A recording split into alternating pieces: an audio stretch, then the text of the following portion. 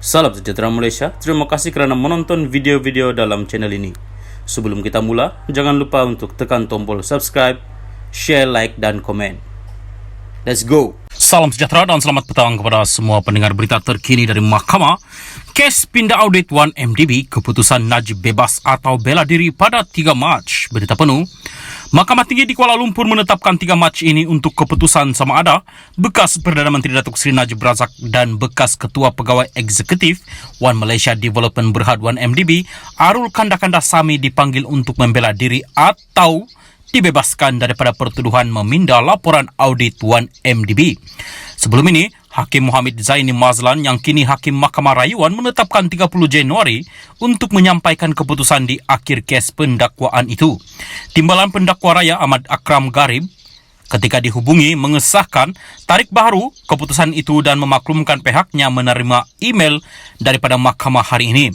Beliau berkata berdasarkan email itu, Timbalan Pendaftar Catherine Nichols menyatakan keputusan kes yang ditetapkan pada 30 Januari dilapangkan dan semua pihak tidak perlu hadir pada tarikh berkenaan. Tarikh baru untuk keputusan telah ditetapkan semula pada Jumaat 3 Mac jam 9.30 pagi katanya. Pada 7 September 2022, pihak pendakwaan menutup kesnya selepas mengemukakan 16 saksi termasuk bekas Ketua Setiausaha Negara Allahyarham Tan Sri Dr. Ali Hamsa, bekas Ketua Audit Negara Tan Sri Amrin Buang dan Tan Sri Dr. Madina Muhammad, bekas pengurusi 1MDB Tan Sri Muhammad Baki Saleh dan bekas pengarah audit Jabatan Audit Negara NAD Sadatul Nafisa Bashir Ahmad. Najib 69 didakwa menggunakan kedudukannya untuk mengarahkan pindaan dilakukan terhadap laporan akhir audit 1MDB sebelum dibentangkan kepada PSC bagi mengelakkan sebarang tindakan diambil terhadapnya.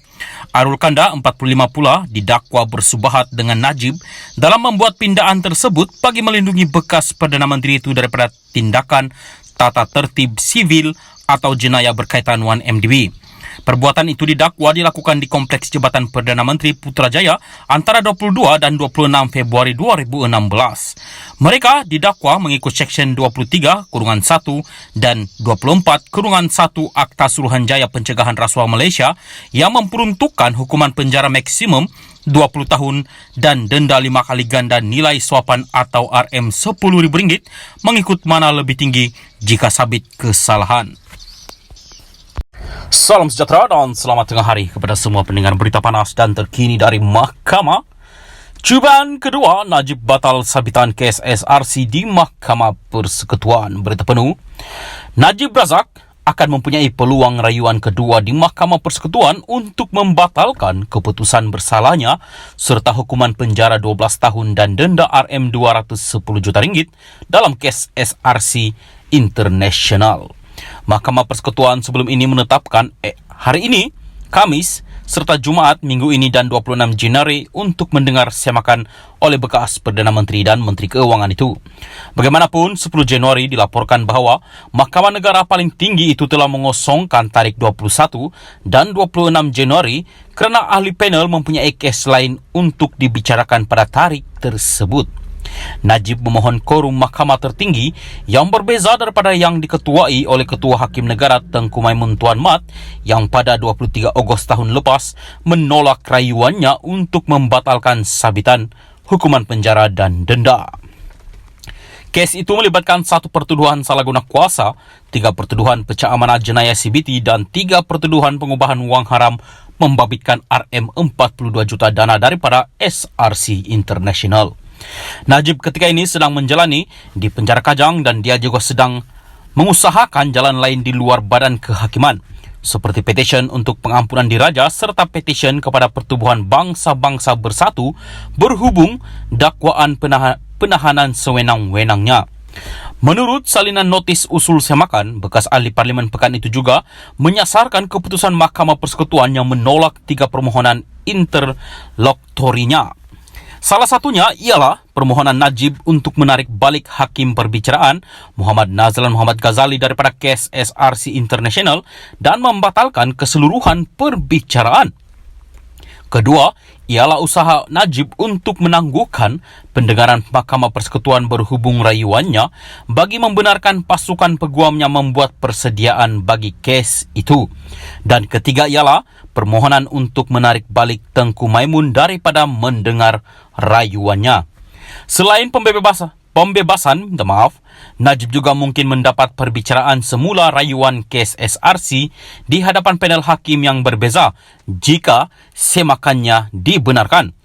Pengurusi penasihat BN itu masih mempunyai 4 lagi kes mahkamah jenayah yang belum selesai, iaitu kes rasuah RM2.28 bilion 1MDB, kes jenayah pecah amanah syarikat pelaburan petroleum antarabangsa RM6.6 bilion, kes pindaan audit 1MDB dan kes pengubahan wang haram melibatkan RM27 juta daripada SRC.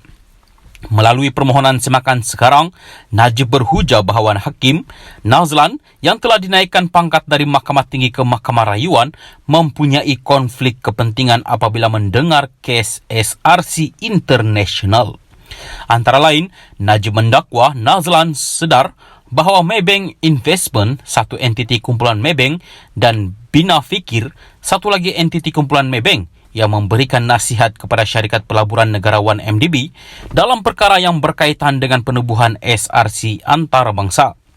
Najib mendakwa konflik kepentingan itu timbul kerana peranan Nazlan sebagai peguam Maybank sebelum ini. Ini termasuk tuduhan bahawa Nazlan mempunyai kawalan undang-undang, penyeliaan dan pengetahuan mengenai pinjaman RM4.17 bilion yang diberikan daripada bank kepada 1MDB Energy, anak syarikat 1MDB. SRC mulanya anak syarikat 1MDB. Sebelum kemudian dipindahkan sepenuhnya kepada Kementerian Kewangan diperbadankan MOF Inc. MOF Inc. juga merupakan pemilik 1MDB sepenuhnya. Najib juga berhujah bahawa keengganan Mahkamah Tertinggi memberikan penangguhan kepada peguamnya Hisham Tepok Tek untuk menyediakan rayuan SRC adalah tidak berperlembagaan. Didakwa melanggar perkara 5 Perlembagaan Persekutuan. Dia berhujah bahawa rayuan SRC telah dilupuskan walaupun pasukan peguamnya tidak mengemukakan sama sekali kerana keadaan yang didakwa tidak bersedia. Pasukan peguam Najib yang melibatkan Hisham antara lain mengambil ahli daripada peguam terdahulu yang diketuai Muhammad Syafi'i Abdullah pada Julai untuk rayuan SRC. Bagaimanapun, bagi permohonan semakan kehakiman ketika ini, firma guaman Syafi'i adalah yang memfailkan rayuan bagi pihak Najib.